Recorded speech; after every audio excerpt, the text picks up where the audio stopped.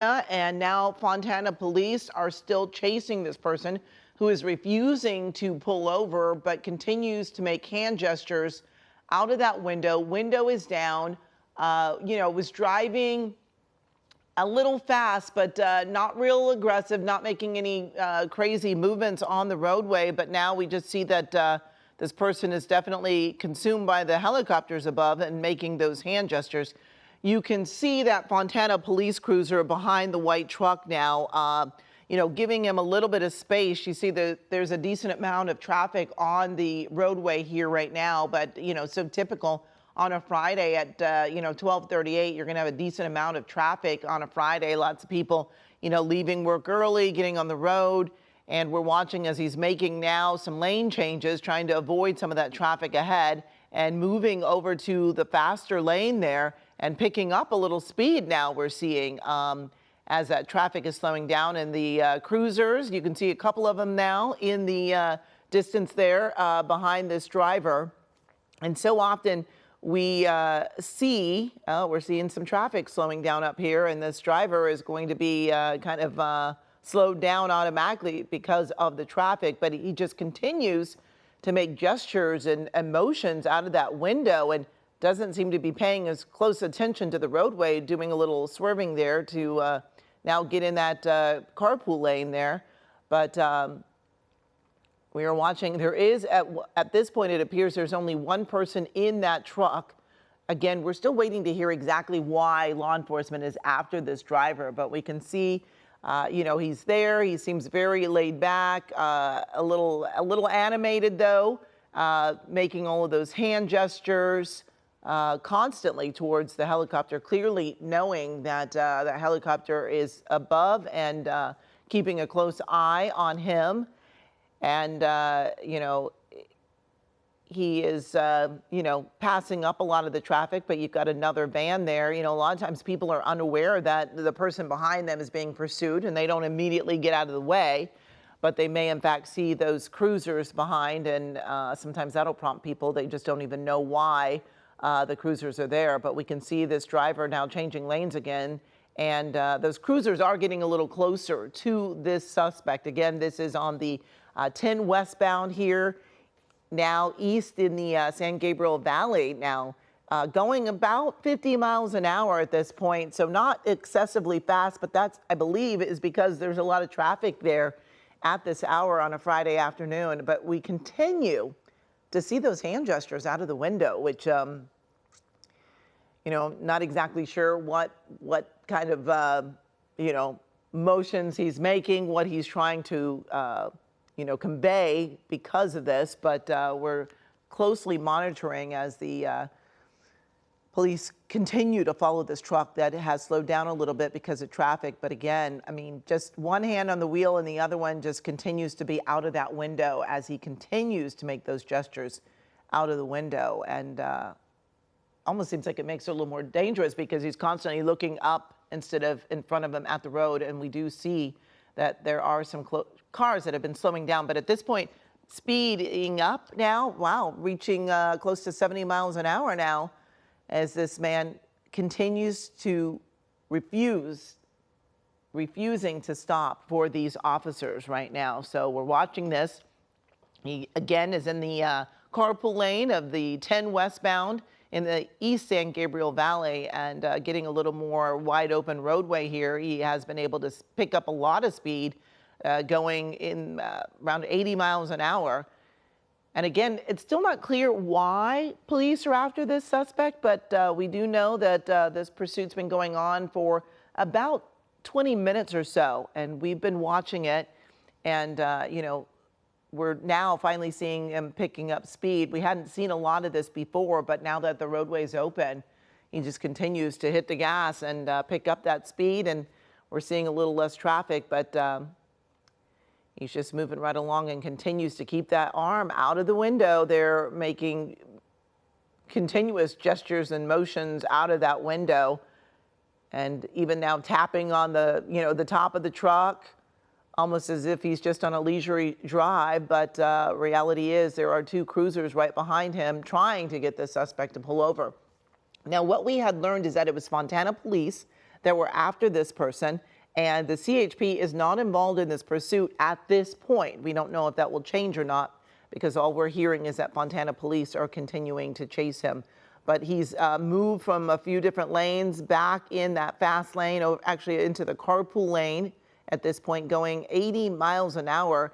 And this is a decent sized truck. We see that the window has been put up. The arm is back inside that truck, and he's picking up speed. And it seems like the mood has changed a bit in that truck. Not sure what happened, why he rolled up the window, but perhaps just because he was picking up more speed. And that is definitely what's happening here.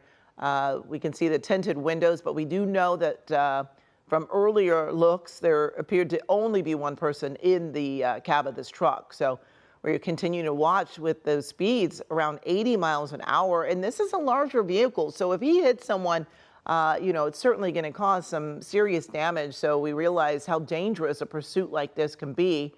And we are keeping a very close eye on, just how he's maneuvering. He is in the fast lane, not in the carpool lane anymore.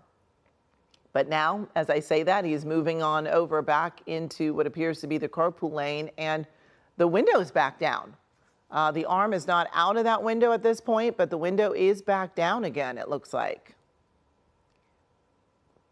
Watching as he passes so many of these cars that do seem to be slowing down, and he's again moving back over, it seems, into the roadway, really sticking closely to the fast lane and the carpool lane. And again, we see that arm right back out of the window, and the speeds have slowed down, going in the 60s and moving back up to 70. But again, this is on the 10 westbound. Now, still in the southwest San Gabriel Valley. And that arm right out the window again, continuing to make those motions. Hard to exactly say what's happening, what those gestures are. Seemed like he was going to roll up the window. But now, we've got both hands out of the window there for a moment. Not exactly sure. It almost looks like he was doing letters and just different signals.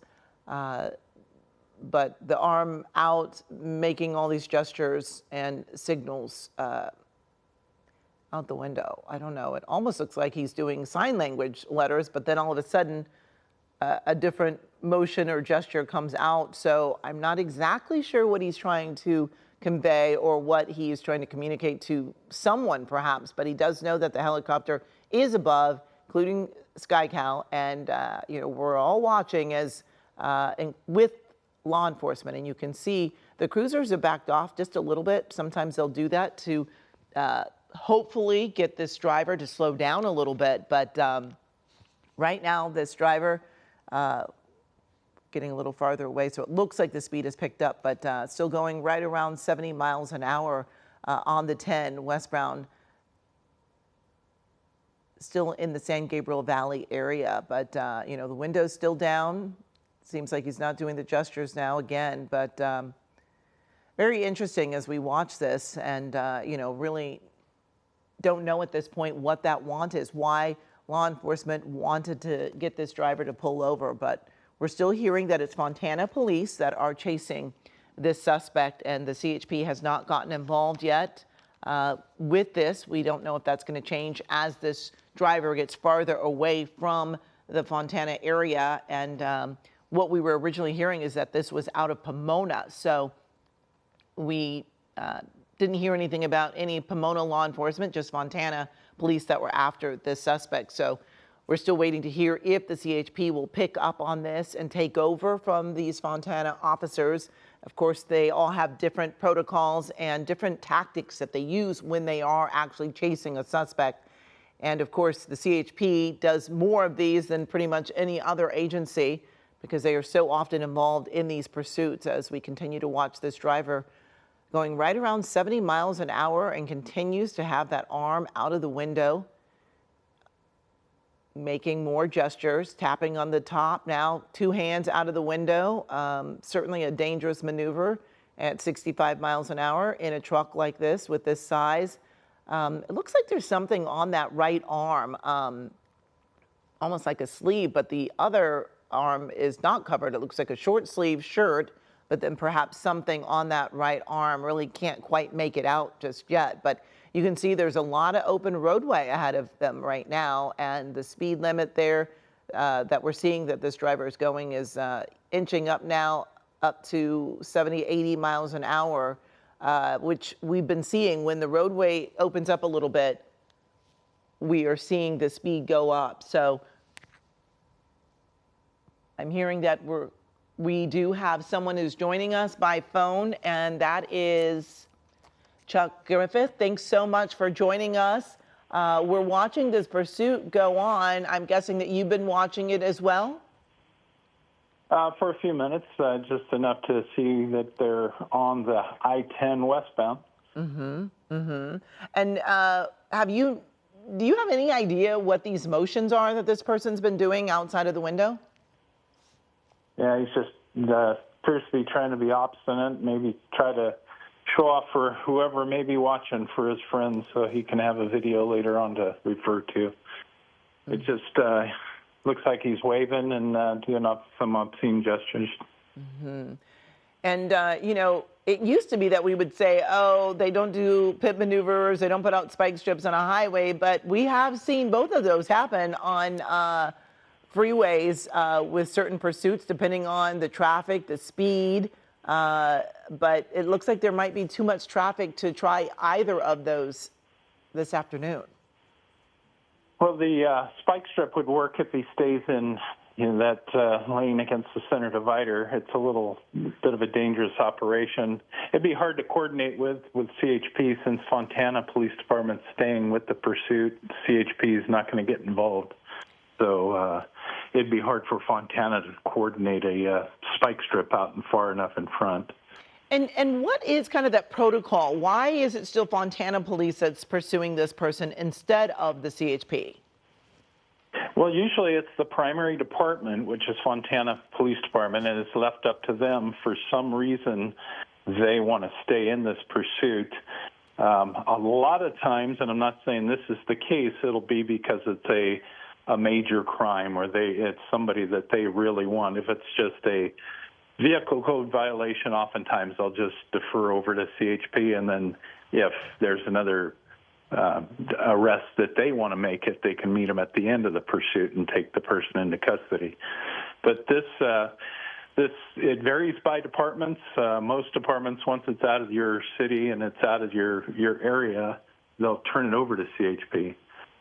Some of the things they consider are the ability to keep up with it and the ability to talk back and forth to your dispatcher if you run out of radio range. And have you heard by any chance why Fontana Police is after this person? Do you know the want? I have not. I've made a couple of attempts to find out and have not been able to find out at this point. Now, we often hear that, you know, officers will back off a little bit in hopes of getting this person to slow down. And right now, it does seem like they're giving them a lot of space here. Yeah, that's another unusual thing, is to stay back that far unless Fontana has a helicopter in the pursuit that's watching it and they're just trailing. I'm not sure if they have one. If they do, it'll either be their helicopter that they contract with or the San Bernardino Sheriff's helicopter will get involved. You know, when we talk about Fontana Police continuing on with this pursuit, you know, we often don't realize how taxing it is to be chasing a vehicle like this. I mean, there's, you know, the speeds, you know, trying to make sure that you're keeping the public out there safe. So it seems kind of unusual, though, that, you know, they wouldn't perhaps in time maybe give this over to CHP no matter what the, you know, want is. Right. Yeah, it is taxing. In this pursuit on the freeway at going freeway speeds, it's not so bad. Once you settle into it, you've got a good eye on it, and you've got enough units with you. The only issue is going to be that if he gets off the freeway, the Fontana officer may not know the area, so he may not be able to call the streets. He may not be able to let folks know where he is or she is. So a lot of times it's better to give it over to the local agencies that know the area. But yes, it is taxing, and if he gets off the freeway and starts making a bunch of turns, it does become a little bit more intensive. And we often talk about, we're seeing the traffic slowing down here, definitely a bottleneck. And, sometimes, people, we often see civilians trying to help out, but with the cruisers being so far behind, they might not even realize that this truck is being chased right now. Correct. Yeah. The truck's not doing any real dramatic maneuvers as of this point. I think he's aware the helicopter is following him. Mm-hmm. Well, just as I say that, he goes over the yellow line. But, folks there will probably just think this is some guy in a hurry to get to work. Yes. I see the units are now closing up on him. Yeah, they've definitely gotten a lot closer quite quickly, I guess, because, they're thinking, how desperate is this person and what are they willing to do when the traffic stops or they feel like they're pinned in? And is that something that you officers, really worry about when you've got someone who is a little unpredictable, that they don't want to stop? Yeah, you don't want to get them in a position where they feel forced to use, their vehicle to push another car out of the way or to injure somebody or to go into opposing traffic or, do something dramatic that's going to get somebody hurt. That's a lot of times that's why you'll see the units hang back 100 yards or so, just so the guy doesn't feel the pressure to do something stupid. Mm-hmm. And this is a large-sized vehicle, too, that, could certainly cause a lot of damage to any car that it would hit. Yeah, it's a heavier vehicle, long wheelbase. It could probably do some damage. Yeah, and we're definitely seeing this traffic slow down. And, he's still got the window down, still making these arm motions and hand gestures out of the window. And, this is LA traffic. It can be, almost 1 o'clock in the afternoon, and you can find a lot of traffic, certainly a lot of slowing in this area. Yeah, he's definitely going to feel the impact of the downtown LA traffic, especially on a Friday. Yeah, it seems a little erratic just with these, hand gestures and just continuing to motion out of the window to the helicopter. I guess you see it now. And, this person just continues to do different things. It's kind of hard to tell exactly what he's trying to convey here, but definitely seems distracted behind the wheel by, focusing so much on the helicopter, which makes me worried that he could actually, rear end somebody out there. Yeah, at times it appears that he's singing to the music and waving his hands around to go with music, but now he looks like he's trying to get the attention of the helicopter or other officers. And, as an officer watches something like this, does this kind of change their tactics or their thoughts on what they should or shouldn't be doing with this suspect? And you see them acting a little more erratic? Yeah, it just makes you a little more alert that he may do things that ordinarily people wouldn't do. He may be under the influence of some type of drug or alcohol. So his thought pattern and his decision making might be affected. But he's definitely, it looks like he's yelling at cars and yelling at people driving next to him. So, and his lane changes don't make a lot of sense. He's pulling into lanes where there's cars, and just doesn't appear that he knows or has a plan or knows how to react to this traffic. Exactly. And now he is on the 101. We were watching this. He was on the 10. Now he's now transitioned over to the 101.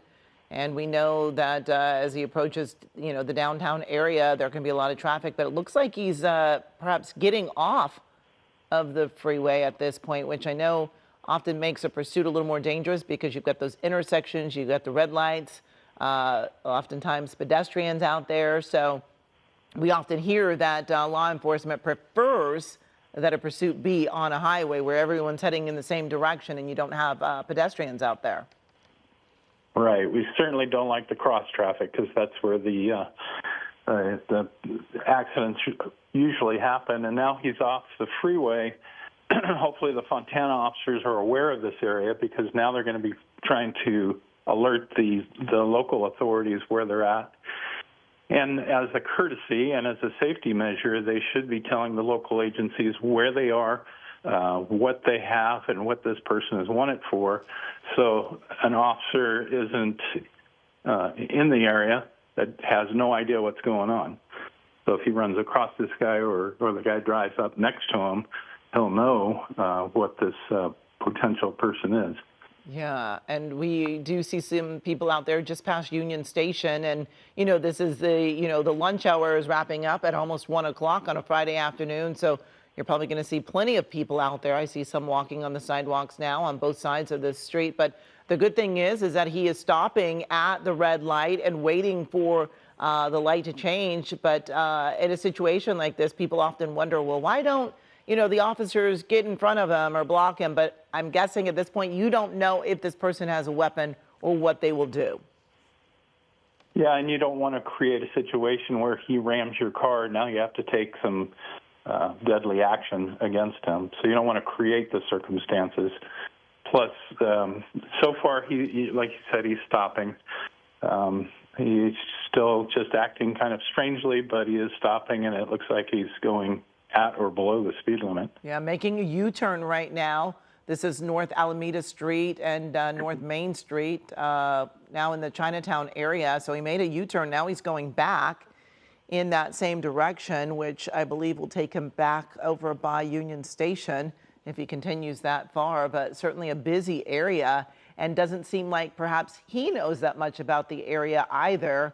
We talk about the officers not being as familiar, but he's probably not as familiar either if he's coming from Fontana or Pomona, is where we originally heard that this started, but certainly, maybe unfamiliar territory to him as well.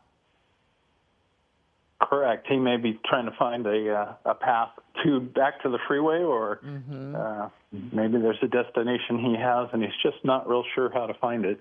But it seems the last few pursuits that I've narrated or assisted on, they do all seem to gravitate to downtown LA, no matter where the origin of the pursuit is. I'm not sure what's the purpose of that. Yeah, well, we know it's a little harder for our helicopters to see everything because of the buildings, but there that white truck is now. You can see it again. It was hidden behind those buildings, but he continues to head on North Alameda Street in the downtown area, not going excessively fast, as we've been showing you. He's been stopping at the lights and following the rules of the road, except for he's not stopping for law enforcement right now. And it looks like he might be making the first, this is the first time that we're seeing him maybe run a red light. And so we're also having a little bit of issue with the signal here. So bear with us in this downtown area. Sometimes it can get a little dicey for us, but we're watching as these officers going through another intersection. And these are large. We're hearing that there are some CHP units now involved in this pursuit. Yeah, I see that. It looks like 2 CHP units took it over from behind.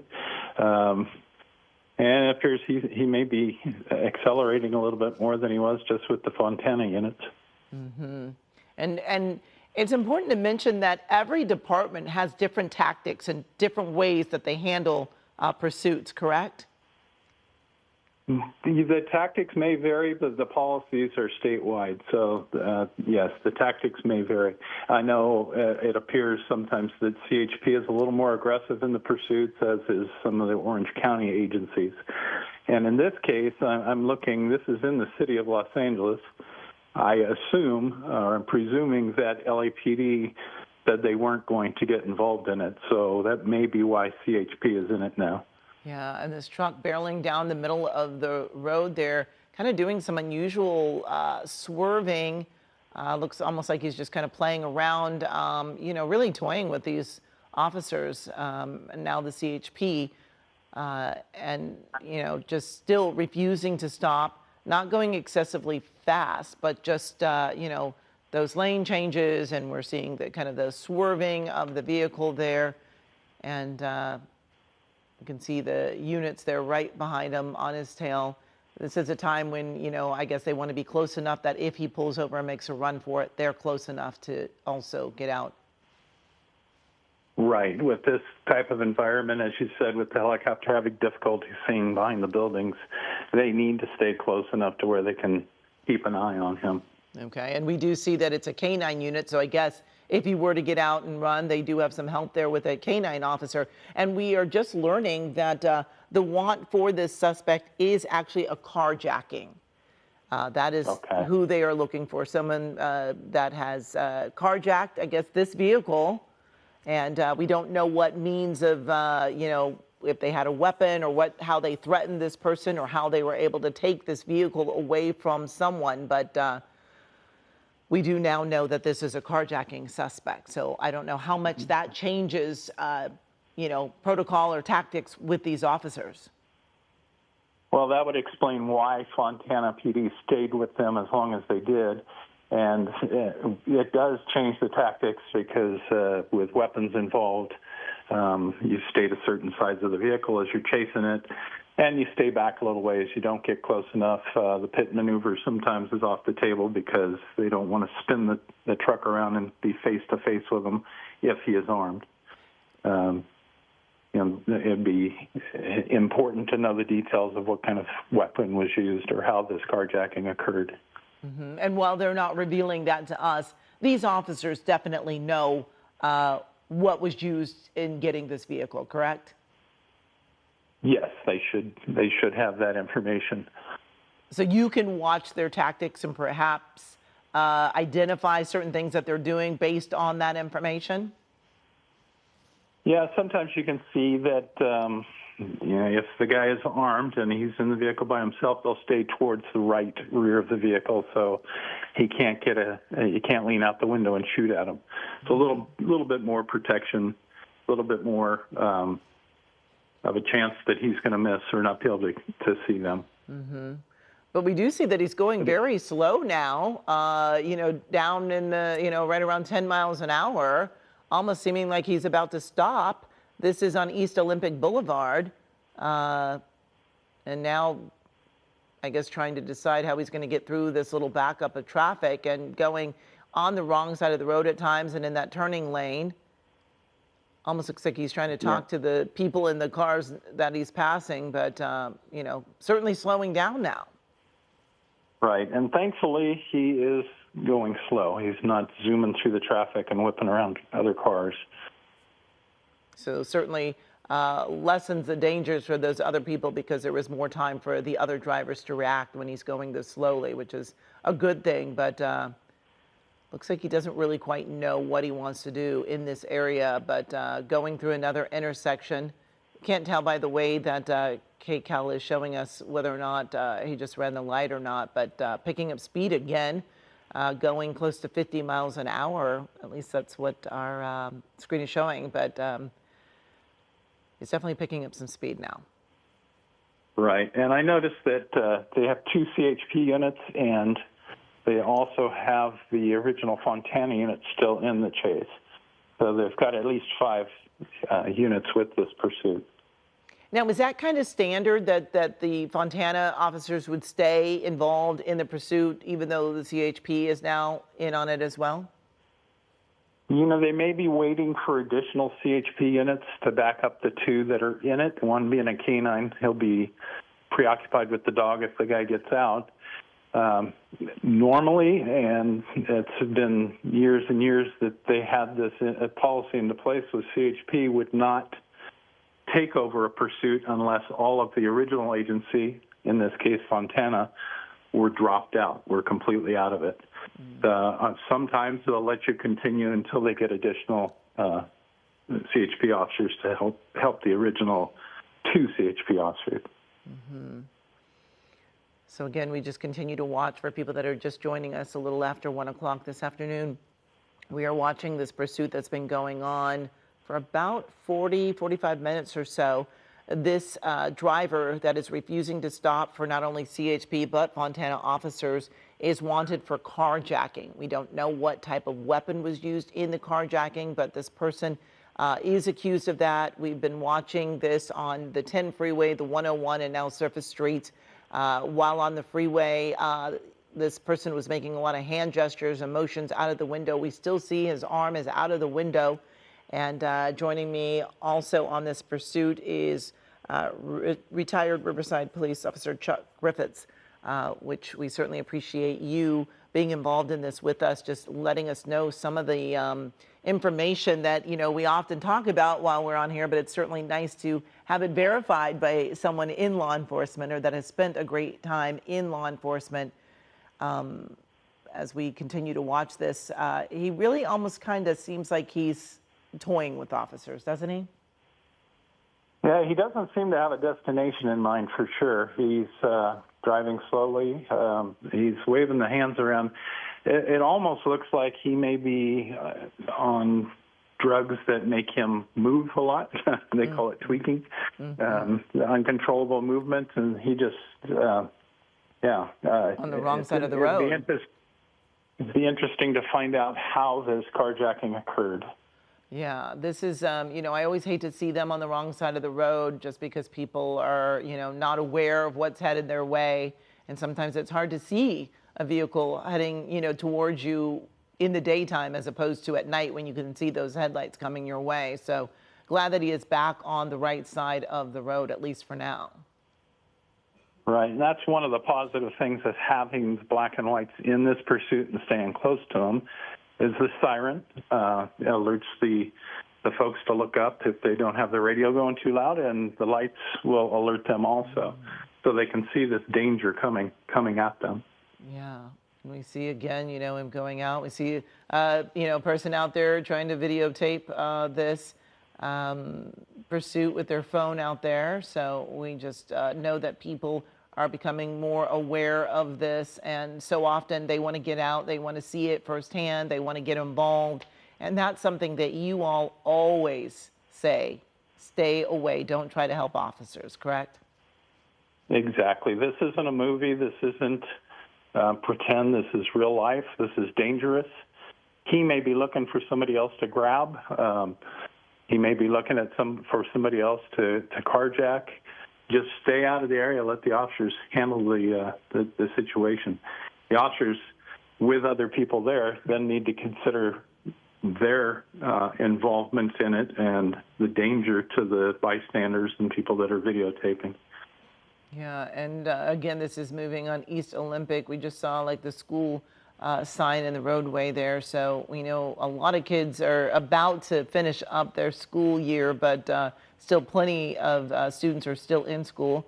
We're watching kind of a aggressive turn. It seems to be picking up a little speed as he made that turn, but still a lot of kind of erratic movement within the lanes and going into the center divider area as well as on the wrong side of the road.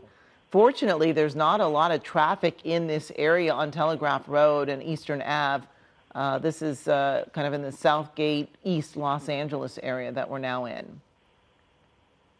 Right, and maybe it's the luck of the Friday lights, but if this goes on much longer, you're going to start seeing a lot more traffic pulling out, heading to wherever they're going to head for the weekend. Exactly. A lot of people do, you know, work a half day, shortened day, and then the kids are getting out of school. If they're still in school session, they'll be getting out here shortly, and you know, certainly you're going to have a lot more people on the roadway ready to start their weekend. And you know, a lot of times they're distracted, they're thinking about the weekend and not as focused, and this can be very dangerous when you've got a large truck like this coming down the road. But the good thing is that while he's been a little erratic all over the lanes, as we're seeing right now, he's right in the middle. He hasn't been going too fast. Now he's holding up it looks like an orange cup out of the window. I don't know if you've seen that yet, but I think. Yeah. Little Yeti cup, it looks like. Yeah. So I'm not sure if he's heading towards the freeway here. I'm trying to get a little. This is Telegraph Road and Atlantic Boulevard, and making a quick aggressive turn there. Looks like maybe that's where okay. Trying to see if he was trying to get back on the freeway or not, but doesn't look like he's, oh, perhaps this exit is there. This is off Atlantic Boulevard.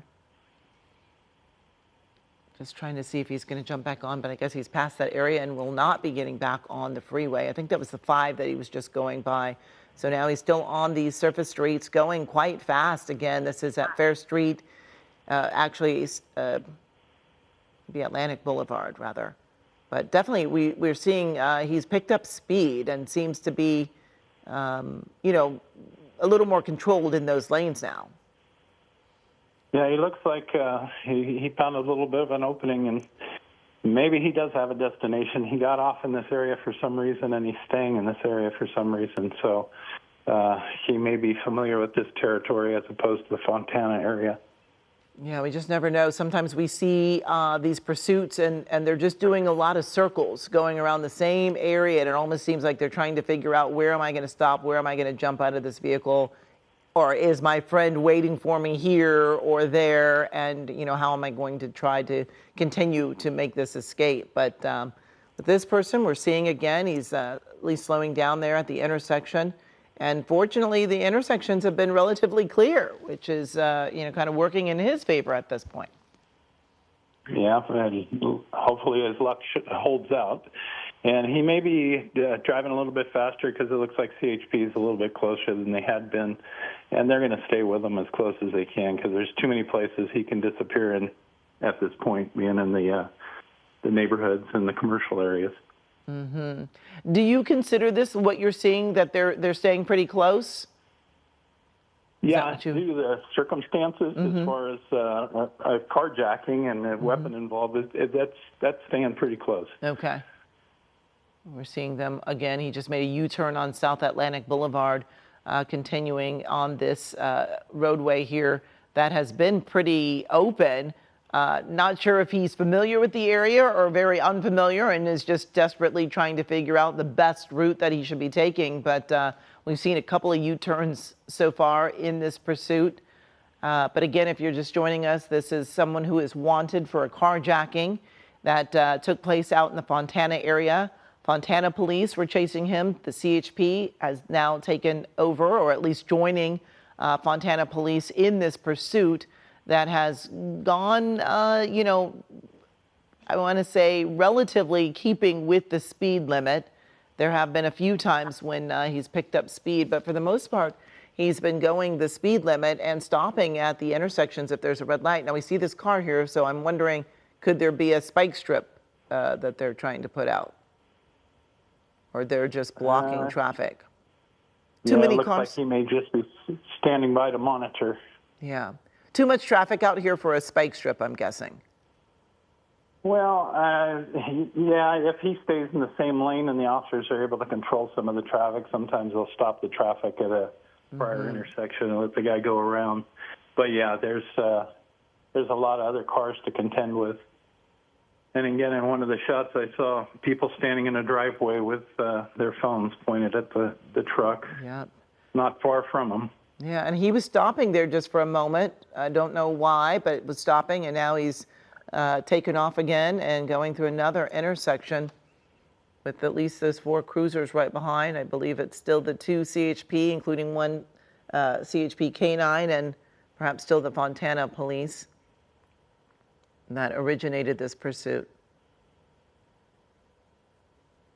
We just continue to watch as he's, you know, got the window down, isn't motioning at this point, but still seems in kind of a relaxed but a little, you know, a lot of movement we're seeing from this person. But this is South Atlantic Boulevard, a lot of shops and things out there, and surprisingly, traffic isn't as bad as it could be at this time, but he's definitely picking up speed. Looks like he's going again near the 5 freeway.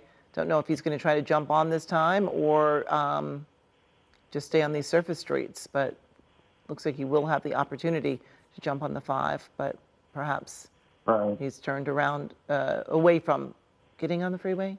Can't quite tell from this angle. Yeah, looks like he's just continuing. Right? Yeah, it looks like he's continuing. Yep. So there's another officer there with the trunk open, so I'm not sure if that's... Usually when they have their trunk open and they're sitting there, that does indicate they're working on getting the spikes out. Yeah. But again, that looks like a CHP unit, so they would have communication with CHP so they could do it quickly. But it doesn't look like they opted to do that. Yeah, and we're watching as he's been picking up a little speed here. So you just wonder what's causing him to pick up the speed, going 50 to 60 miles an hour, so it says. But I think that's a little bit higher than what we're actually seeing here. And we've got and he is changing his speed fast and then slow and then fast again. And so it goes kind of goes along with the possibilities under the influence of a drug that's causing him to do these things. And we see he's getting a little pinned in, trying to do an aggressive change. You got some people right there on the sidewalk watching all of this happen. They've stepped back, which was smart. Certainly don't want to get too close to the street there. Right. You sure don't want to become a victim in this situation. Stay out of the way and just don't worry about your video. You can get it from a long way off. Yes. And I'm sure that they're hearing all of those sirens as well from those 4 cruisers. Got to be pretty loud, so it's at least alerting a lot of the people that this is coming so that they can be aware and move over and let this person continue on and not try to get involved or intervene in the officers' work that they're trying to do to get this person stopped. Exactly. That's the biggest thing, is just to stay out of the way. You don't become involved, you don't become a victim, and you don't inhibit the officers' attempts to arrest this guy. Yeah, it's be very interesting to hear more about how he was able to take this truck and if he actually showed some type of a weapon, whatever that weapon, or maybe it was just, forced by someone, but, clearly calling it a carjacking, he did take it from someone. So Correct. We know that he is possibly dangerous and certainly a little erratic. And kind of the definition of carjacking is you took the vehicle from somebody by force or by fear, and the force would be their hands or a weapon, and then the fear, same thing, if they threaten to take it, and they gave up their vehicle because they were scared of getting hurt. So either way, he's got a propensity to violence. So we're just watching as he makes his way down Whittier Boulevard. Now getting a little more aggressive, getting in the center island there and going around the traffic that is slowing up ahead. And it looks like there's a lot of slower cars going at this point, and he's picking up speed, trying to get around them. Like he's down to one driving lane at that point. Yeah, with some construction, and you see someone else was in that center area, and they had to try to move, and he moved, but that could have certainly been, there's a construction area here. You've got workers out there working. So, certainly that's dangerous for them that are standing in the roadway there. Correct, exactly.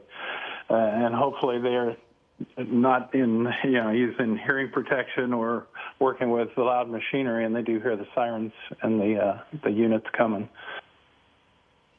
Yeah, this is, you certainly hope that, this ends in the best way possible, that this person does, in fact, pull over and stops. But at this point, it does not look like this person is willing to do that. But you never know. Sometimes all of a sudden they've been going and they just stop, and then, it's over. Right. So we're just hoping that this will be one of those cases. But at this point, we're just seeing while it's really interesting that while he is staying in the lane, it seems controlled, but definitely erratic at the same time, as you were saying, possibly that this person is under the influence by what you're seeing in their driving. Yeah, it's just his erratic maneuvers and, the waving of the hands and doing weird hand gestures that really make no sense. He just can't control his body at this point. We just continue to watch him cruise up Whittier Boulevard at Calzona Street. This again is in Boyle Heights. This originated in the Fontana area where this person did take this truck from someone It is considered a carjacking that happened. And we're just watching as CHP and Fontana police are still after this person who's refusing to stop. This has been going on for about a little more than an hour now. You never know how much gas is in the truck. It's a larger truck. You just never know how long they can continue this. Exactly. And the problem is if he runs out of gas or the truck disables, he may jump out and try to carjack, as we've seen so many other times. He tries to carjack another car to continue this attempt at a getaway. So hopefully CHP and the other officers are close enough. If he does get out, they can deploy that dog and end the situation. Yeah, we're watching him go through another intersection for a short time on the wrong side of the road. Just trying to get around that traffic. But this, again, is still Whittier Boulevard, and we're watching from a little bit of a distance here as he goes under the freeway. So we continue to watch. We keep trying to watch this and see if there's any kind of pattern to his driving as far as the area that he's driving in. For a couple of different reasons, to see if he knows that area, if he's trying to get to a certain house, or if he's trying to get to a business, or make it to where we can set up a spike strip and disable this vehicle so we can get it stopped. Okay. And it doesn't really seem like he's been, doing kind of circles as we often see from these suspects, that keep going around on the same streets. This one seems to be, kind of different. He's made a couple of U-turns, but hasn't really been going in the same vicinity. We're now in Boyle Heights. He was on the 10, the 101, and now quite a few different surface streets. Right, exactly. If we could establish, a couple of right turns and he starts circling the neighborhood, that'd be good for us. Mm-hmm. But at this point, you can't get far enough ahead to just put out a spike strip because of the other traffic as well? Well, if he continues on Whittier Boulevard like he has been, they will ask units that are ahead of him, if possible, to stand by just in case. Oh, okay. But it's a tricky maneuver with traffic because you got to wait for all the traffic to clear and then make sure he's the next vehicle, and then you throw it out, and then you got to get the spikes after he runs over. You got to get it out of the way so the units don't hit the spikes. Exactly. So for the person deploying the spike strips, it's very dangerous because he's out in the open. So they may weigh that also with this being a carjacking. He may use the vehicle as a weapon on the officers. Yeah, and we did see someone just a moment ago kind of running across the street because, we've got people out there. It's a Friday afternoon. This has been going on for a little more than an hour. It's, 1:25. A lot of people have gotten off work early, running errands, getting ready for the weekend, and so you certainly worry about them. But it looks like he's over on the 6th Street Bridge there. Correct? Yeah, that's what it's, yeah, definitely. Looking at the 6th Street Bridge, going across that, and just wondering if this person is familiar with this, or, if this is just kind of part of the journey he's taking. It looks like he's rolled up the window from this vantage point, and we haven't seen him, waving his arm or making any of those gestures of late. So certainly it seems like things are changing a little bit for him. And I don't know if that's, exactly. Is he pulling over? Oh, no. No. Slowed down, and I thought maybe there was a chance, but there was just a temporary slowdown, and then he kept going. I did see a woman walking on the sidewalk there. I was hoping that she was going to be okay. But we're watching. And he may have yelled something at her. She looked like she reversed her directions pretty quickly. Yeah. Yeah. And we've got plenty of cars out there on the roadway. We've seen plenty of construction work going on, and just a lot of pedestrians. You see them almost in every intersection. Now he's slowing down again. And you wonder, is he trying to figure out where he's going to go? But he has stopped now. This is on East 6th Street. Got his arms back out of the window, making some gestures of talking to a construction worker over there. Or someone at least with the vest on. Yeah. this may be a good opportunity for him to call it quits and get out and surrender. Now we see the door open on that canine, the unit there. And when they do this, this is their hope of, being able to get out and maybe communicate to the person. Yeah, I'm sure they're on their PA system or yelling out through the car door, giving him instructions, but it doesn't look like he's paying any attention to them. He's yelling at the guy with the vest on. They look like maybe a security guard or traffic control person. Mm-hmm. Seems like this would be a perfect opportunity to, get a spike strip out there, but, up ahead. But this is definitely a tough time for those officers, certainly dangerous, not knowing what this person is capable of doing. Right. And why he's talking so much to that other person.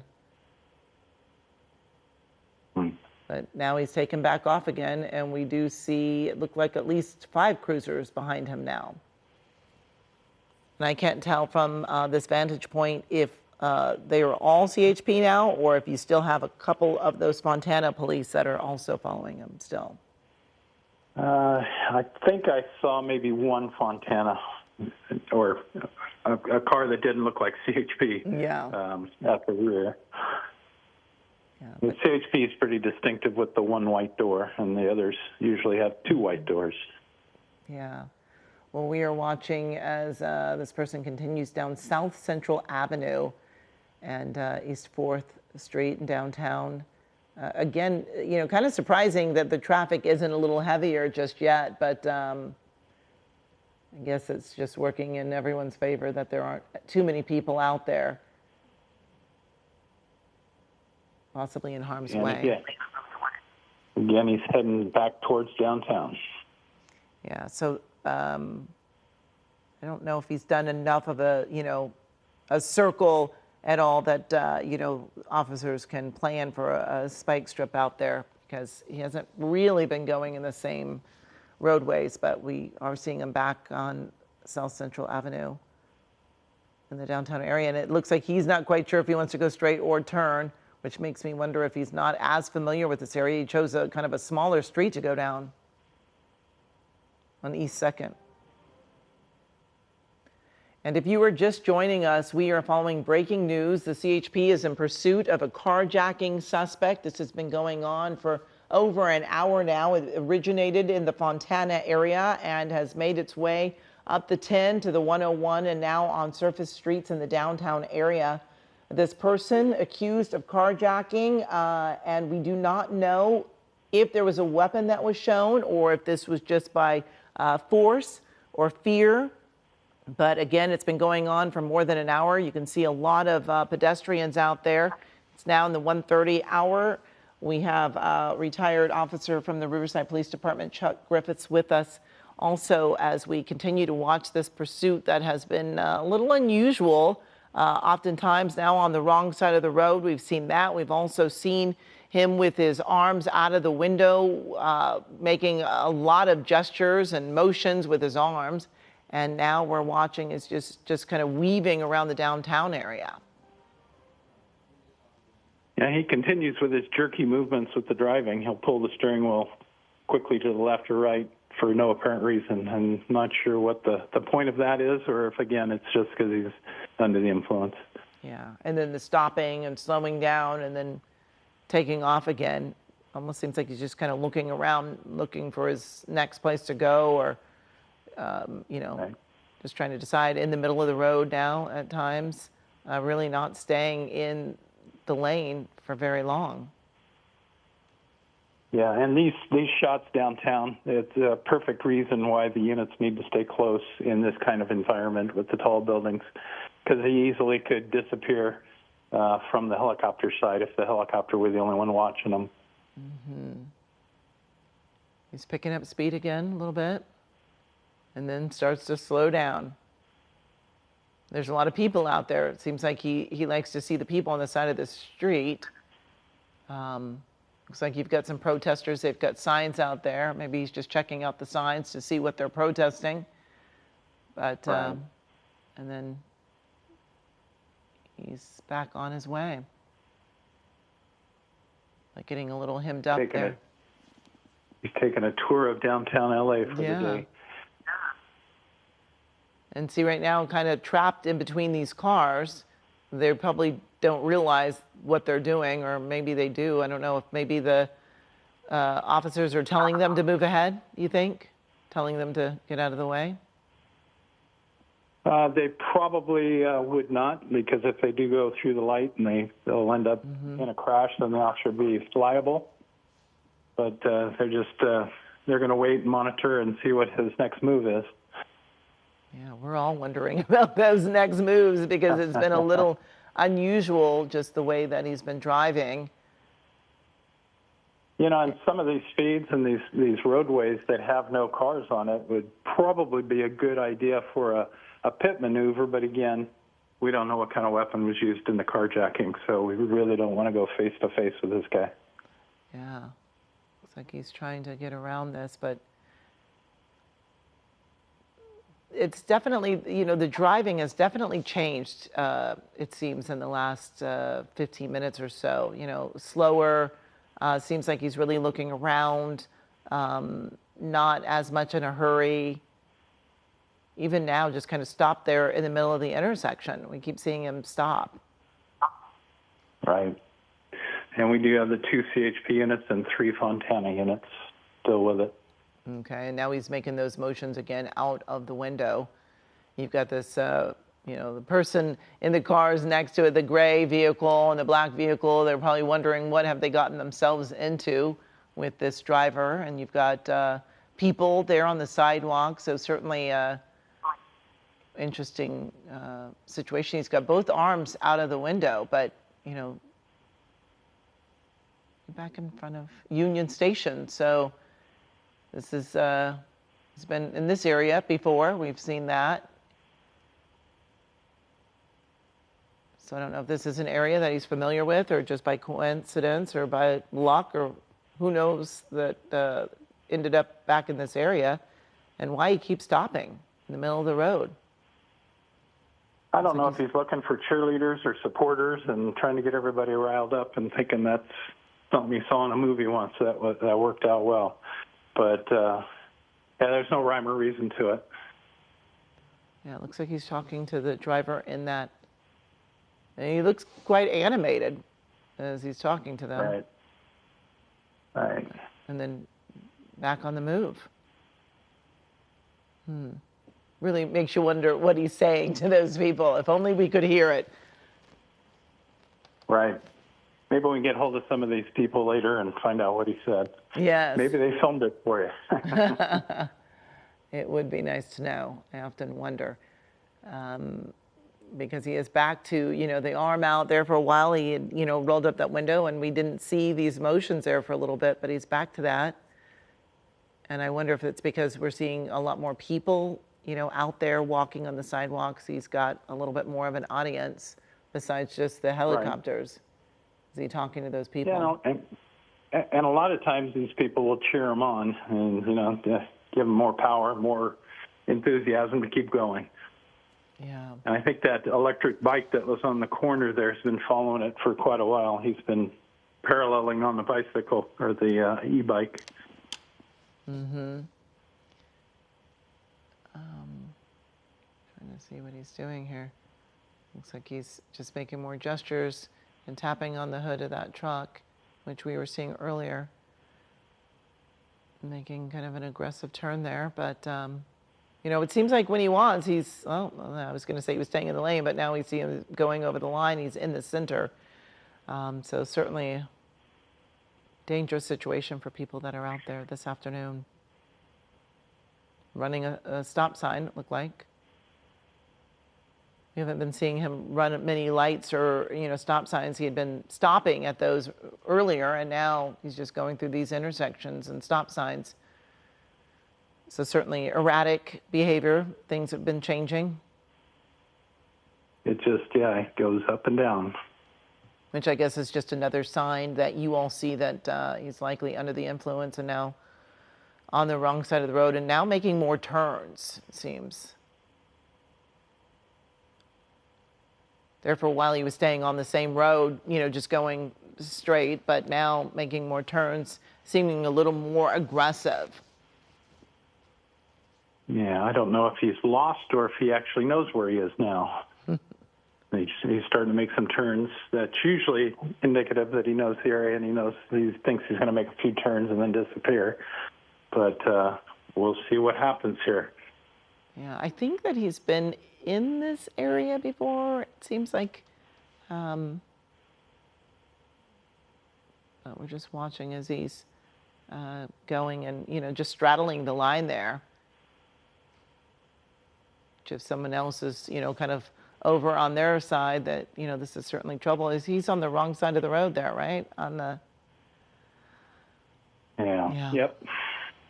Yeah, certainly For dangerous. no apparent reason. Yeah. That's the thing. It's just so erratic what he's doing, and just doesn't make a lot of sense. And you can see the things in the bed of that truck that kind of keep getting thrown around.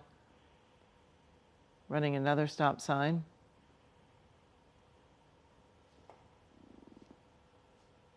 We've got these buildings that we have to go around. Sky Cow has to get around those buildings, but we're watching as he's making yet another turn. I mean, yeah. Makes you wonder what has, prompted this change. If it's just more agitation, or just, as you were saying, maybe he knows the area. Maybe he's just looking for a way out of the area. But he's on Mateo Street and Willow Street. This is in the Central City East area. So now he's stopping, but at other intersections he didn't. Right. And the stops are really kind of jerky. They're not smooth stops. It seems like he's struggling a little bit.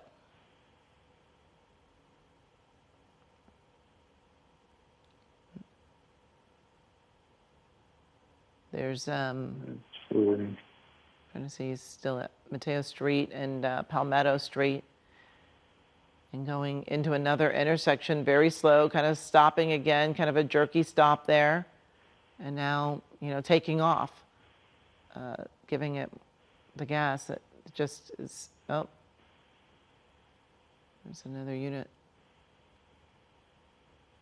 I was trying to see if there was a spike strip down there, but it doesn't look like there was. Right. Well, the best thing for him to do at this point is just to pull over and surrender, and hopefully that's what happens. But, well, maybe something will happen here with the canine unit. We've got a secondary canine unit, so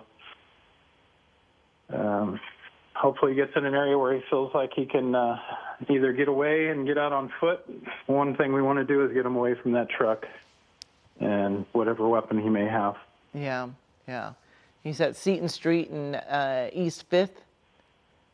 And these streets are relatively empty, which is a good thing at this point right now. But, these are almost like large driveways right here behind these businesses. So. Right. But he's not going too fast, which is a good thing, but, still refusing to stop. Going through another intersection here, kind of really kind of haphazard, the direction that he's going, and kind of turning around, and we've seen him make some U-turns, and now on South Alameda Street and East 5th Street, the downtown area. Maybe heading back towards the freeway. Hopefully he does that and he gets off of these side streets, which are a little more dangerous when you've got those pedestrians out and those intersections that he's running through, at least on the highway.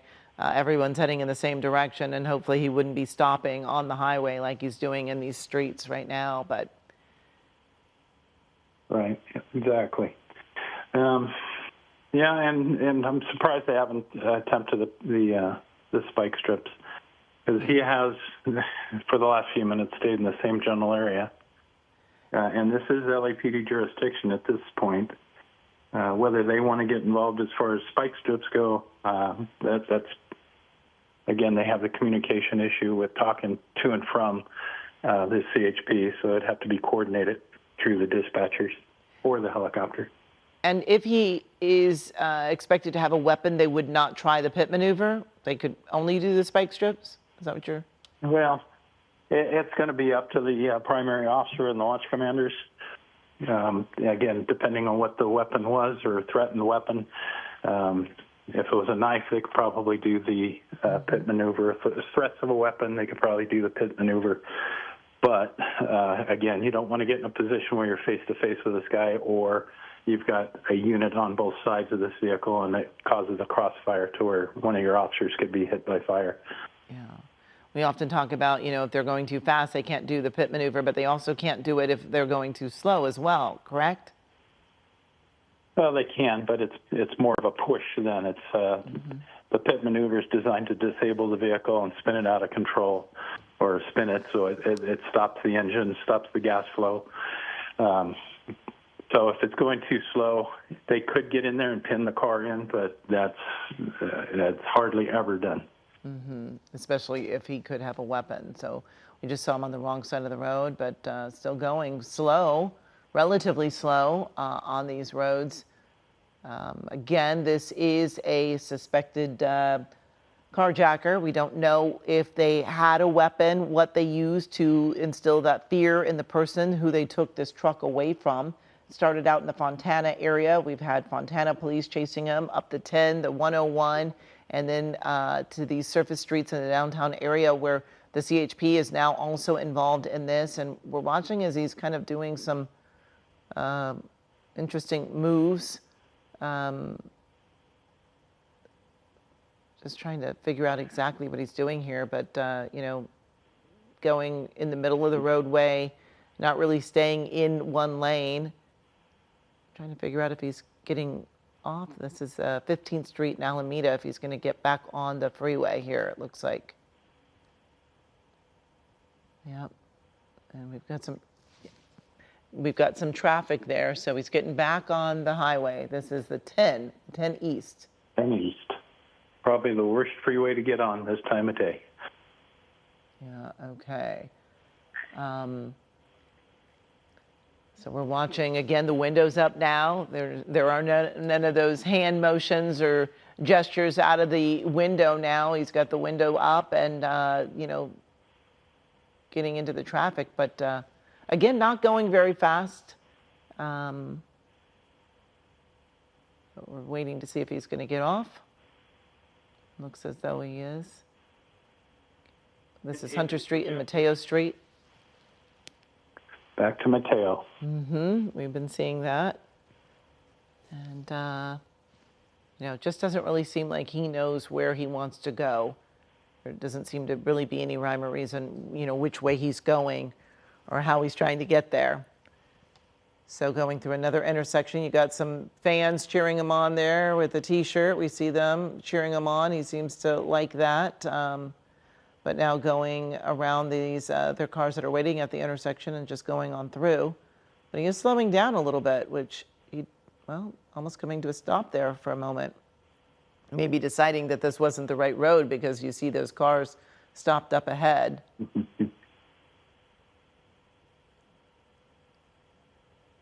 Yeah.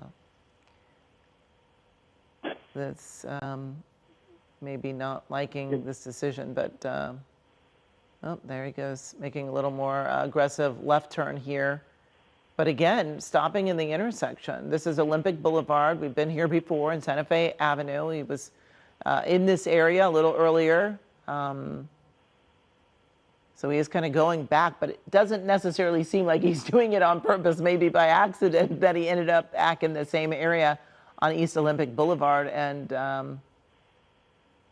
going back in this area. But perhaps he does know exactly where he's going. We just never really know.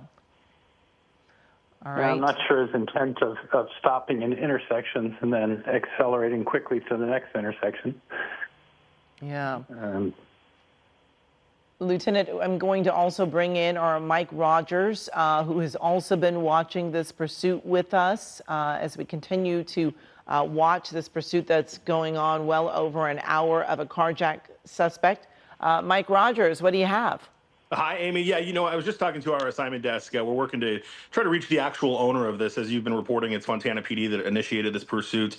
The California Highway Patrol behind it right now. And, I've been kind of watching the tail and where this has been going and all of that. And, we left Fontana, we left the IE, and went westbound on the 10 almost exclusively until we got to this area. Got off in downtown LA, up and down the freeway, kind of off and on the 110, Mateo Street, as you guys mentioned. So, it kind of makes you wonder, does this person know this area?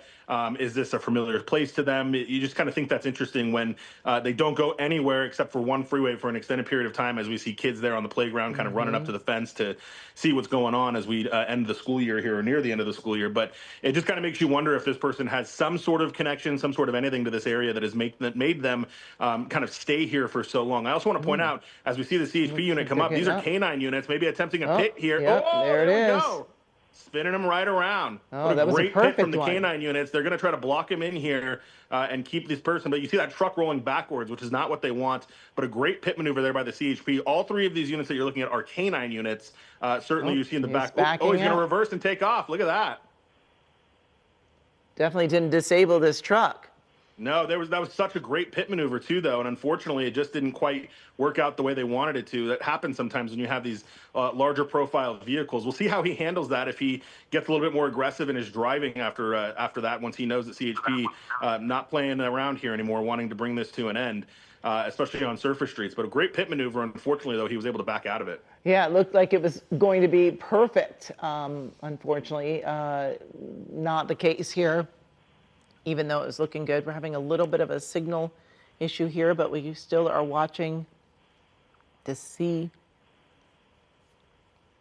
Okay, we're going to show you on the right side of your screen. This is a little earlier, just there where we saw that pit maneuver. We're showing it to you again, where it really did look like it was perfect. You had all three of those units right there in place, and even opening up the doors, ready to, start making those commands for him to get out. But there he went, just backing up and getting away from them again. Yeah, it's so unfortunate. Go ahead, Chuck. Go ahead. He's not increased his speed since the pit maneuver attempt, so that's a good sign. They can stay with him. Yeah, and the helicopter you see going through the screen there, that's still the Ontario PD helicopter that's overhead this, Amy. And I'm just looking at the radar, too. There's also a CHP fixed wing that has been monitoring it. They're up at about 7,500 feet, so they're way up there. But that's good when we're, in and around downtown. Obviously, tall buildings is always an issue for helicopters, so hopefully that CHP fixed wing being up there is going to be able to kind of get a better eye on it. But yeah, the Ontario PD helicopter sticking with this, those K9 units from the CHP on the ground there here at Olympic and Santa Fe. And as Chuck rightfully pointed out, he has not picked up his speed, so that's good. There are times where we see these guys really kind of go crazy after they realize that the CHP really wants to bring this to an end. Thankfully, in such a high profile and heavy vehicle like that, he's not increased his speed any. And we can only hope, we don't know, it doesn't appear so far, but we can only hope, Amy, too, that, maybe that pit maneuver did some damage to the truck. Maybe there's something that's going to pop a tire or something that can help bring this to an end a little bit more safely. Yeah, we're just continuing to watch, and now it seems like he's picking up a little bit of speed now again. But, Mike, all through this, it's been a little erratic as, how he's been stopping, slowing down, then picking up the pace. And we're seeing that, he's back on Olympic, which is one of the roadways that he's been on quite a bit, now getting up to Olympic and Alameda, where, we've been here before. And we're just watching. He's stopped again. I can't tell if there's traffic up ahead or if he's just stopped, because we have seen that. Waving his arm out.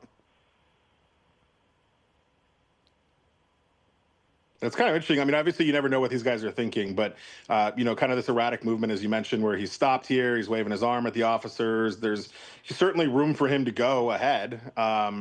But, it's interesting that these kind of stop and go motions. And from what I've been watching, too, Amy, when he's been on surface streets, this is kind of a pattern of his, right? Yeah, definitely. He hasn't been doing as many of the, gestures out of the window as he was earlier, but making a very aggressive left turn here, then heading back where he came. And looks like, wow, it's really interesting. It seems like he's starting to talk to someone again. Yeah. And we've seen that a few times as well. These would be good opportunities for the next unit up front to lay out a spike strip, a block or two down. He stops long enough, and they have time to prepare for that. Also, some of the Inland Empire agencies have been in the news lately using the grappler. I don't know what Yeah. the weight rating is on the grappler, but this may be a good circumstance that would have been used. Yeah. Yeah, and I think the only agency that we've been able to confirm is in use of uses the grappler right now is the Riverside County Sheriff's Office. They've got them on the front of their canine cars. We haven't seen any other of our other local agencies use them just yet, but so many looky-loos now too, Amy and Chuck, as we continue to kind of move around here. I mean, you got this person that's been kind of driving around, following them a little bit too. So as we continue to be in these same areas, it just draws more and more attention. Yeah, his arms back out of the window. And, Chuck, in a situation like this with this white car, I mean, would they likely kind of tell that person to back off in a certain way of just letting them know that they need to stay out of it? Because we've seen people get involved all too often. If they get involved and they interfere with the pursuit, they can be arrested for delaying or obstructing a police officer during an investigation. And this is basically the whole thing is an investigation. Some people think they're going to be heroic and pull their car in front of it and stop them. They're just putting their lives at risk for no apparent reason. Yeah, and we're back on South Alameda Street and East 16th, getting back on the freeway now. Which really, Amy, is it allows them to have some higher speeds on the freeway, but being on the freeway is certainly the safer place. There's no pedestrians. There's, no way to really go wrong way unless he, turns around on the freeway or something like that. But it always makes you nervous when people, especially that appear to be more erratic, are driving on surface streets like that with so many pedestrians nearby. So, the freeway, we'll see how long he stays on it. Obviously, he's been getting on and off of it kind of frequently here, but at least there's less risk to the public up here. Less risk to the public, but not as likely to be able to put a spike strip down or do a pit maneuver. Although we've seen both, Mike, we were talking about this earlier. We've seen both of those happen on a freeway, but this probably isn't the time of day to be doing that. Well, not only that, Amy, too, but on this one, and you have a new unit that's coming in here, likely from the central CHP office, but what you have here, too, is a lot of options, right? That's the Ontario police helicopter you're looking at right now that has not given this up. They've been with it the whole time, along with that CHP fixed wing. But, yeah, when it comes to spike strips on the freeway, I mean, obviously that's a difficult task, given that there are a lot of lanes, other motorists, things like that. And particularly where we are here near downtown LA, there's a lot of options. There's a lot of freeways that he can transition onto that would make it difficult for CHP to kind of set that up. We talked about this earlier this week when we had a series of chases. I think it was on Wednesday. That one time we have seen, though, CHP did it really perfectly. They was coming up out of the harbor on the 110 freeway where they actually ran a traffic break and blocked all but one lane and forced the suspect into the one moving lane. And unbeknownst to the suspect, they had a spike strip waiting for him as soon as he got up to that end of the lane there. So that was kind of the only really time I've seen them do that. Spike strips, as we are talking about here, is difficult on the freeway. Pit maneuvers are difficult on the freeway because of the speeds and the other traffic. Right now we're up in the 40s and 50s, which is obviously too fast to do a pit, especially with a truck that's high profile. And you got to remember too, this is a carjacking suspect, so this truck's not his. And at the end of the day, hopefully nobody gets aggressive. Yeah, hard right onto the 5 there. Southbound side of the 5 is where he's headed now. But you got to remember, too, this is someone's car. And unfortunately, it's been damaged already by that CHP pit maneuver, by the other types of aggressive driving. So the poor owner of this truck here is going to have to be dealing with this insurance nightmare after all of this. And it's not even come to an end yet. No, far from over at this point. But you never know, because sometimes, we've seen people just stop and give up just out of the blue there. So, I mean, that's certainly what we hope for this time around, but it looks like he's getting slowed down by some traffic on the 5 on a Friday afternoon at almost 2 o'clock. So this has been going on. We're getting close to 2 hours of this pursuit. Which is crazy, and you wonder how much gas is left in that truck, and just how much momentum this guy has left in him. I mean, he's clearly still agitated, throwing his hands out the window, doing those gestures and stuff. But how long does this guy really want to run for? And when's he just finally going to say, you know what, I'm obviously not getting away, and let's give it up? I think, unfortunately, somebody is so desperate like this. I mean, but now we're doing, slow speeds on the freeways, coming up 12, 13 miles an hour, and he's clearly got the room to go. So it just really makes no sense the way he's kind of handling all of this. Yeah, this is so strange. There's nothing, it looks like, ahead that is stopping him like this. I mean, to slow down so much. So, almost in a point where they could attempt a pit maneuver on the freeway. We For talked sure, about. yeah. I mean, what's likely happening too, and we'll see if SkyCal zooms out in a second here. But what's likely happening is you have CHP officers behind him running a traffic brake to prevent any other cars from coming up alongside of him. And if he continues at these slow speeds and the traffic in front of him is able to get out of the way, which it's starting to, you may have an opportunity for a pit maneuver here on the freeway.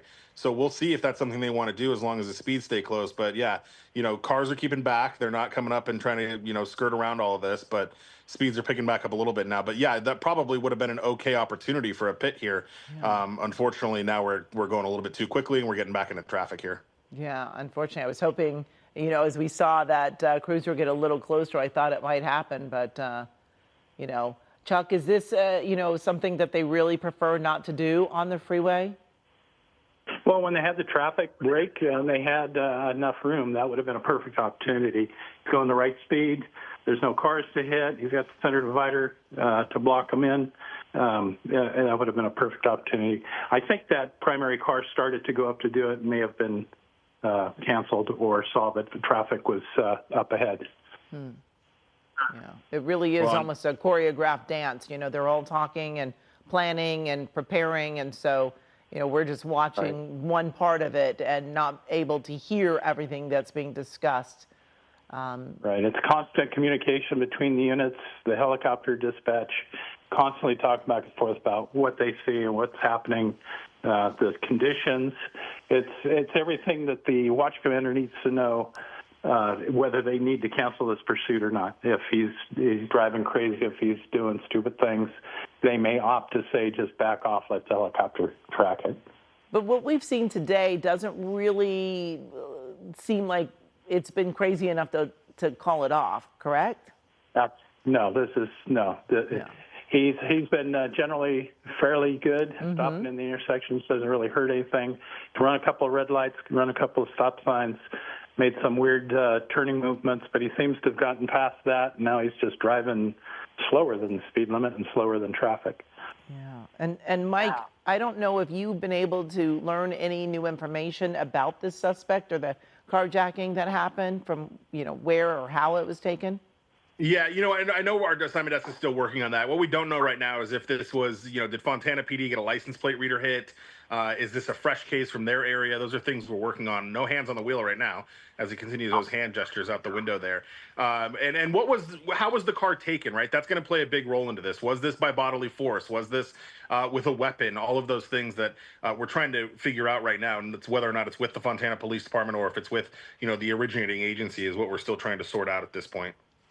Yeah, it's never a good thing, no matter how it was taken. We do know that it was taken in the Fontana area. And again, this has been going on we're getting close to 2 hours at this point. And for folks that are just joining us in the 2 o'clock hour, this is breaking news. This is the CHP in pursuit of a carjacking suspect. This started out in the Fontana area, and Fontana police were chasing this suspect. Now the CHP has gotten in on this pursuit that was on the 10, then went to the 101 to surface streets in downtown LA. And then now we see it on the 5 with plenty of Friday afternoon traffic going relatively slow, but we haven't really seen high speeds with this pursuit really for the whole time. He's picked up the speed, then slowed down and even stopped in the roadway, but never really going too fast. I think there was one time when he was going maybe 80 miles an hour on the freeway, but that was very short-lived, and then he slowed back down. So it really hasn't been, a real high speed, but certainly this person's still refusing to stop for officers. Yeah, and I hope you realize two hours is a really long time to be running from law enforcement. I mean, you're talking 2 hours, 2 counties, surface streets, freeways. I mean, that's it takes a lot of energy for the suspects to run this long too. And 2 hours is those are the longer end pursuits. I mean, certainly we have seen these chases go up to 6 and 8 hours, which is really crazy. But 2 hours is still a long time to run from law enforcement. Yeah. And Chuck, it's a long time for officers as well, correct? I mean, we sometimes see them switching out and the lead car will move back and someone else will take the lead just to preserve those officers. Is that correct? Exactly. You want a fresh mind, a fresh car, a fresh outlook on it. And you did see that when you got back onto the freeway. They put the Dodge Charger in front. And yeah, it's always a good idea to switch officers out. Yeah, still going relatively slow. And it's just, kind of surprising. And you just wonder, I mean, there's, nothing really slowing him down. There's a truck there, but he could certainly change lanes and get around it. But, it's just kind of erratic how he's been going slow and stopping and then picking up the speed. The hand gestures and. Yeah. And Amy, to your and Chuck's point as well about fresh sets of eyes, that is the real big bonus about the California Highway Patrol being in pursuit is they've got so many offices that they'll swap out officers from. And as this guy heads, we're now southbound 710. We should be coming into the Santa Fe Springs area now soon, so they'll get a whole new fresh set of officers that will likely come in and swap out. I mean, you talk about coming from Fontana, that was likely either San Bernardino or Rancho Cucamonga officers that started that. I think over there is San Bernardino officers. Then Rancho Cucamonga probably took over, and then Baldwin Park probably took over, and then East LA, and then Central, and then now we're going to come back into Santa Fe Springs. So when you have CHP that is in these chases, they have a different kind of advantage with being able to swap officers out and keeping fresh sets of eyes. Now, what we have seen, though, in the past that also comes with that is different sergeants, different people in charge of the pursuit. As it goes into a different office, different units take over, different sergeants take over. And we've seen that before where a sergeant in one office may be willing to do a pit maneuver or a spike on the freeway, and sergeant from another office maybe doesn't want that when it gets into their area. So they each get, command and control over it while it's in their jurisdiction, while it's in their area. But it does give the very big benefit of being able to constantly get fresh eyes on this. Yeah, still watching him go so slow. So slow, and for no reason. I mean, yes, there's traffic, but there's not 6 mile an hour traffic. He could certainly be moving up a little bit more if he wanted to. And it is slow, and that's good. But it's funny with pit maneuvers. There's a too fast and there's a too slow. And right now, this would be too slow to do a pit maneuver. You wouldn't get the right movement on the car to be able to effectively stop it. But look at all the room he's got in front of him. Yeah. I mean, this, if CHP, I mean, especially if we, I just was talking to a CHP sergeant, and they too say they're not sure whether or not he's got a gun or anything or a weapon in the car. So, we have seen CHP on lesser wants box in the car and just kind of bring it to an end that way, especially at very low speeds. But because of the high profile nature of the vehicle and, now we're picking up speeds again, but also the fact that they, at this point, say they don't know whether or not this person is armed, they're not going to want to, put their officers in harm's way by getting in front of the suspect. They did briefly when they did that pit maneuver, and you saw how quickly the suspect was able to get out of that. Those look like two sheriff's deputies actually in the back there as well. Those two black and whites all the way in the back. That might be CHP still. It's hard to tell. But yeah, so, they were starting to run a traffic break, it looked like, and then the guy picked up speed and kind of mixed back in with traffic. So just what's the deal? What's he going to do? We're, 2 hours into this, as you mentioned, now southbound on the 710. Yeah, we just continue to watch this, slow going, wondering what's going through his mind and what his next moves will be. I was trying to see if his arm was back out of the window. We've kind of seen him, go through phases where he'll have his arm out and make a lot of gestures, and then he'll, roll the window back up, and we don't see that for a while. So, certainly wondering what's going on, why he's just refusing to stop, and what's going on in his mind this afternoon. Yeah, and at this point, they'll just continue to follow him. If he's not doing anything stupid, they'll continue to follow him till the truck runs out of gas, gives up, or he gets stuck in a situation where he can't get out of it. There's real, time is on our side. We've got 24/7 officers out there, so we can trade off as many times as needed. And never feel like you have to rush this along. Is that right, Chuck?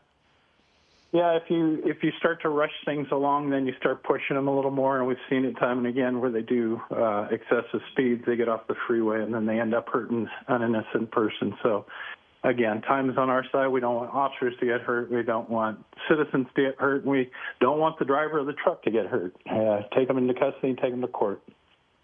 Yeah, it just is so unusual. I mean, why he's going so slow. Could have, picked up the speed if he had stayed over in the right lane there. Maybe he would have had to get off the freeway. We're watching as traffic is, now causing him to slow down a little bit more, but not so sure. He would be going much faster even if the traffic wasn't there.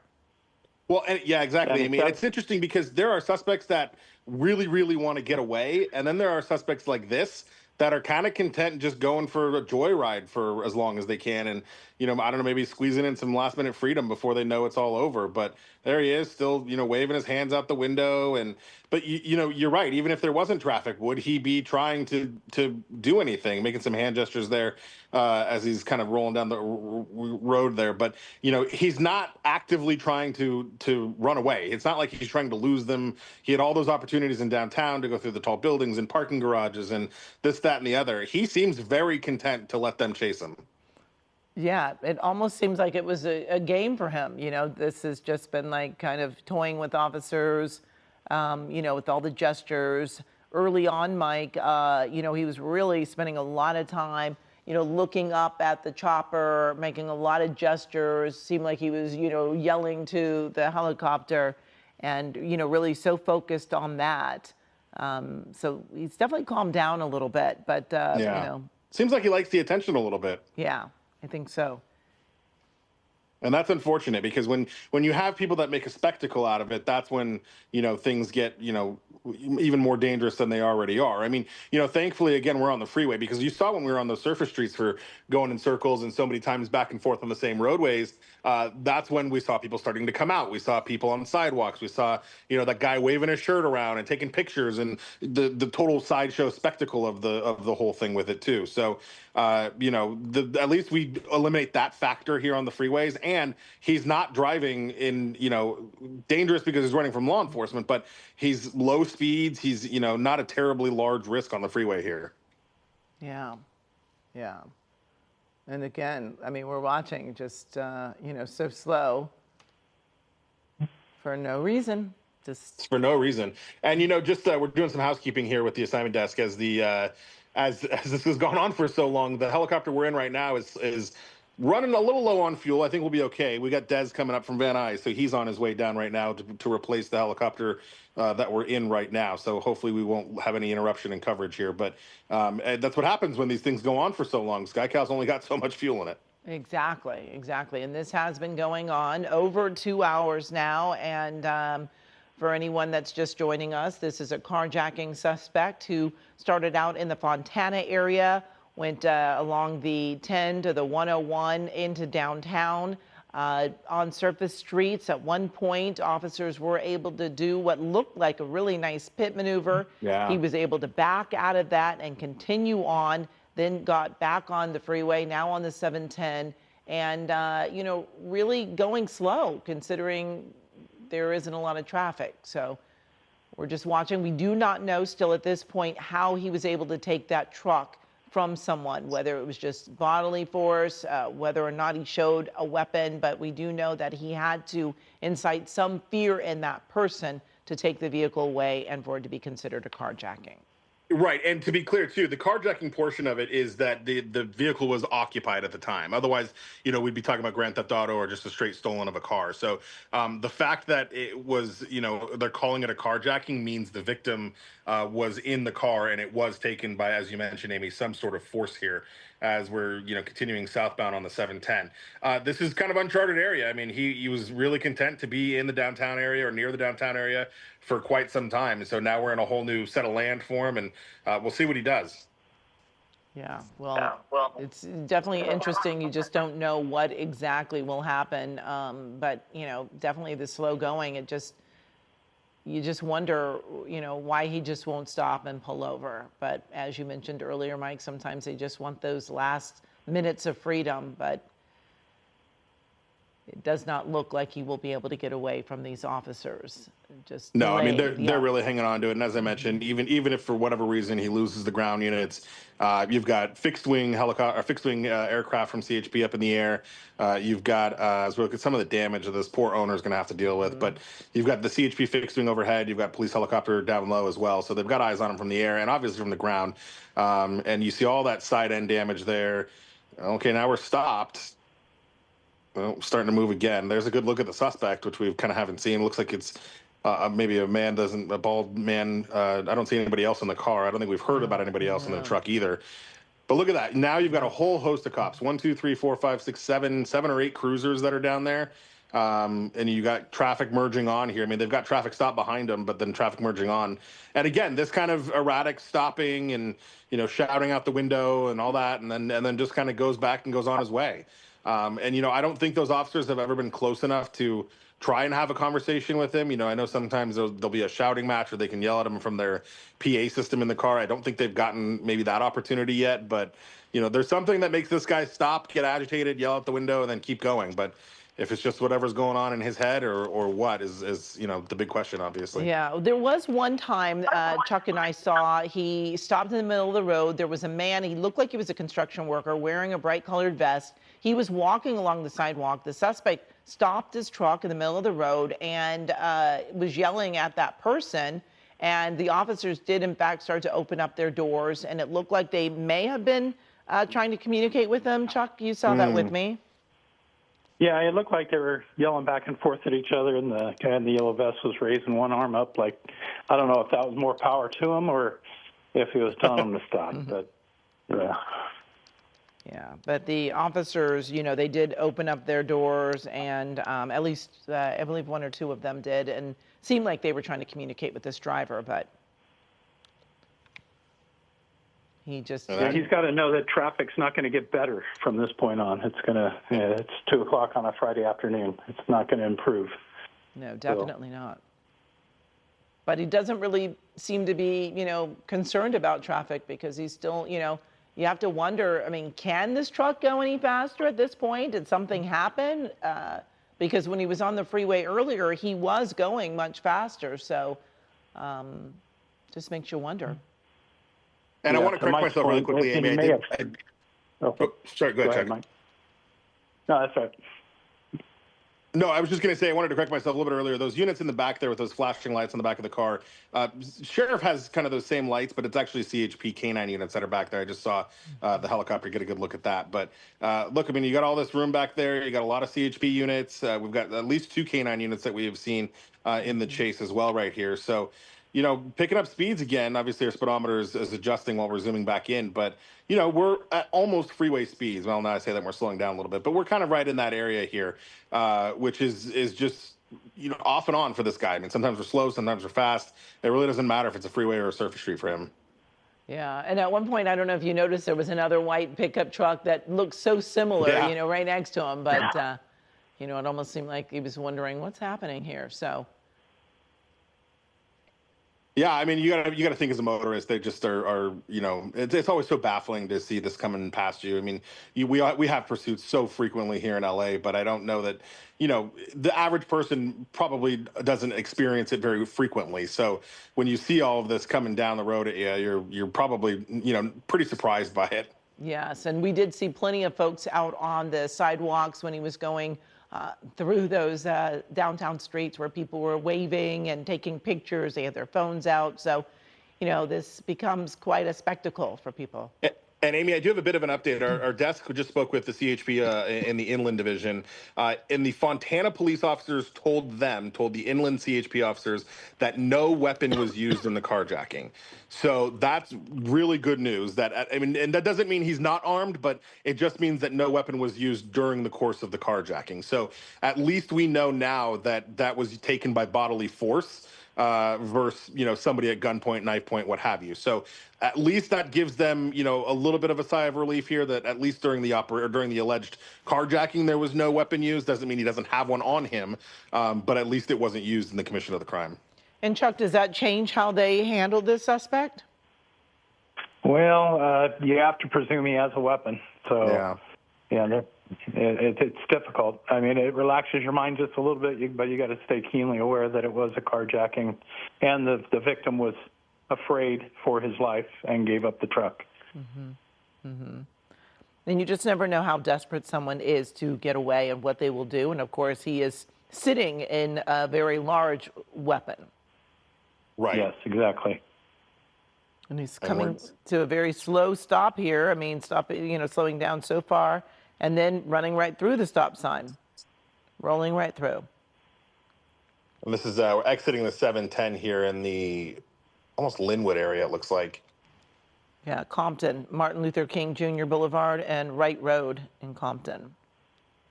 And he's on the wrong side of the road. Yeah, trying to get around that car. And I saw that a little bit earlier too when he was going wrong side of the road too. And it was sometimes it didn't even make sense, didn't even need to go wrong way. Sometimes he's trying to go Hmm. around traffic. But of course, everyone gets a little bit more concerned when we get back on the surface streets here when there's more obstacles to kind of deal with and play with here.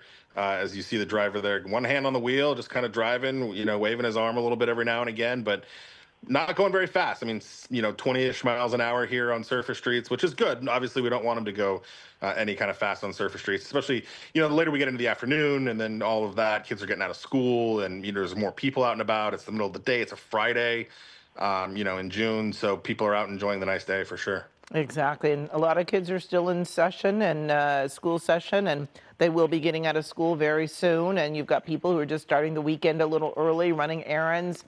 And we're going to see a lot more traffic, Mike, on a Friday afternoon in LA. Just anybody who lives in this area knows how quickly traffic builds up, even on the surface streets. You're going to be dealing with a lot more cars. But I don't know how much that will actually impact this driver who doesn't seem to need the traffic to slow down or to stop. Yeah, I mean, he doesn't seem to be impacted by any of his surroundings. I mean, he'll if he's got to avoid a car and go on the wrong side of the road to do it, he will. But as you mentioned, he's got plenty of room to go right now and is just kind of choosing not to and all of that. This is a good spot. You Yeah, have no cars on either side. You've exactly. got no traffic. I mean, if he picks up a little bit of speed, they could try a pit here, but you got a good spot. Unfortunately, we're going to lose him under the freeway here. It's a very long freeway with the transition ramps. That's the 105 he's going under right now. Yeah. So hopefully he comes out the other side. There he is, right there. Yeah, I But was thinking the same that would thing. have been a good spot to do something if they had the chance. But he's going a little too slow. Yeah, I was thinking the same thing as you, that the road was wide open and it was a perfect opportunity, but they just did not seem to be moving on that opportunity. But we do see that this CHP cruiser is a little close. Sometimes you start seeing them inch up, and sometimes that's a sign that the pit maneuver is about to happen. But Yeah, some want to make their move or something like that. Now you got parked cars on the side, and we're coming into a residential neighborhood, so that's obviously going to be a factor. As they weigh those options and make those decisions. But we'll see. I mean, hopefully we don't get the kind of side shows that we were seeing earlier with people running out and wanting to see what's going on and all of that, because obviously that makes things dangerous here as we kind of push through that stop sign. Slow speeds though. You got the units right behind him. There's still canine in this. If he tries to get out and run, surely they'll let that canine loose to go after and chase him. So, no rhyme or reason to what this person's doing. Just kind of finds a road and drives on it, and that's where they're at. And, when they're going through these residential areas, that's where I always get worried, because you just never know what they will do. You've got kids out sometimes playing. You've got more people out kind of unsuspecting of, a pursuit coming through their neighborhood. You just don't expect it. So, I always worry a little bit more here. And this looks like it. Can't tell if this is a school we're passing now, but I see a lot of cars in that kind of gated parking lot there, which obviously makes me nervous here on Wright Road and Clark Street in the Compton area. I think that might be a school or some. Yep, there's a little playground there, some kids. Yeah, see, that always makes you so nervous when we're in these kinds of situations and in these areas here. You just don't know what these people are willing to do and how desperate they are. And, there's been enough erratic behavior that you really wonder, what they are willing to do. For At least sure, and the stopping. gestures and all of that. And now we're coming to a stop again for really no reason. I mean, this is, I wish he would actually get further away from the school before he stops. Yes, definitely. Exactly. And this right now is not a place for a pit maneuver, but perhaps a, spike strip if they knew he was going to stay on this road for a little bit. But Yeah, I mean, there are definitely enough units behind him that somebody could try to go get out in front of him. You even got a motor unit back there, I just noticed as well. Somebody could try to go get in front of him and toss out a spike before, he's doing it. I mean, he's moving slow enough. Obviously, they don't know exactly what road he's going to take, but, at less than 10 miles an hour, they've got some time to move around the neighborhood here and try to formulate something for sure. This is a long enough street, it looks like, too. yeah, Clearly trash day. You got all the trash cans everywhere, just adding for another obstacle. yeah. And you just wonder if he has any familiarity with this neighborhood or this area. It didn't seem like he was trying to head anywhere specific, just driving, but you just never know. He may very well know someone in this area and have a plan as to why he's over here. Well, and I kind of thought that too when we were in the downtown area, because he was on the 10 freeway for so long from Fontana all the way into, LA County and then all of that. And then he was going up and down the same street so frequently. I thought the same thing. Maybe he was going to get out and run. Maybe he knows the area. Maybe he's waiting for somebody. But then here we go. We're now got on the southbound 710, and we're all the way down in Compton now. Yeah, really slow going. And Chuck, you were talking about, these officers, all they have is time. They're in no rush. They're not going to rush this. And, no matter how slow he's going, they don't have to get in a hurry. Right. Yeah, just take your time, wait the guy out. Again, he's driving with, it looks like, great care at this point, so he may be from this neighborhood. He may be, doesn't want to have anything bad happen in his own neighborhood. It's almost like he's visiting different locations on his last goodbye.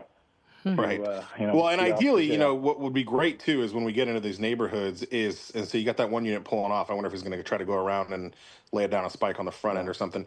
But, what we also hope to happen in these neighborhoods is that he doesn't know the area and accidentally turns into a cul-de-sac or a dead end. Yeah. Right. And then kind of boxes himself in. I mean, obviously that puts the officers a little bit more risk. Officers got out. They thought maybe he was going to be done. He pulled over to the side there, but continued on. But yeah, I mean, if he gets himself into a dead end and realizes the jig is up and just surrenders, that's obviously would be ideal when we're going through these neighborhoods like this. But it hasn't happened yet. There's still hope, though. Yes, especially on these smaller streets. And, if he's not familiar, he could easily run into a dead end. This is definitely slow going. Oh, here we go. Mike, Spike. Unit pulling off. Oh. Yeah. And that's what's hard, too. When he's going so slow, he's got the opportunity to avoid the spikes. I mean, he's going just slow enough. Now, if he can coil it up and toss him back under there, no, okay, yeah. But, now we're boxed in here. Oh. Was he hitting the patrol car? I can't tell. Doesn't quite look like it, but they're definitely getting him kind of in a pinned-in area this would be idea. Here we go. Push it in.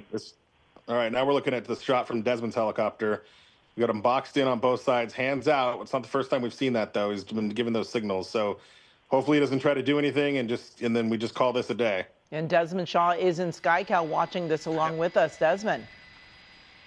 Yeah, Amy and Mike, just as we get overhead, hopefully this is coming to an end. You see CHP out here with their K9 that is ready to pounce if need be. They've got the suspect pinned in here very well. And now, all of a sudden, we've seen hands out the window, still a lot of very kind of high-energy motioning.